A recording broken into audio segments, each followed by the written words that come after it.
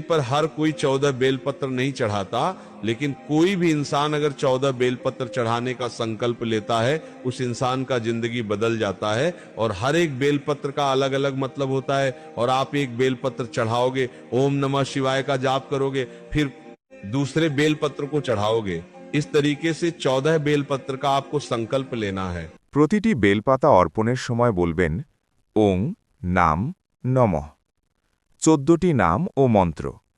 1 ওং শিবায় নমঃ, 2 ওং মহেশ্বরায় নমঃ, 3 ওং সম্ভবে নমঃ, 4 ওং পিনাকিনে নমঃ, 5 ওং শশীশেখরায় নমঃ, 6 ওং বামদেবায় নমঃ, 7 ওং বিরূপাক্ষায় নমঃ, 8 ওং কপরদিনে নমঃ, 9 ওং নীল লোহিতায় নমঃ, 10 ওং শঙ্করায় নমঃ, 11 ওং শূলপানয়ে নমঃ, 12 ওং খট্টাঙ্গিনে নমঃ, 13 ওং বিশ্বেশ্বরায় নমঃ, 14 ওং মহাদেবায় নমঃ।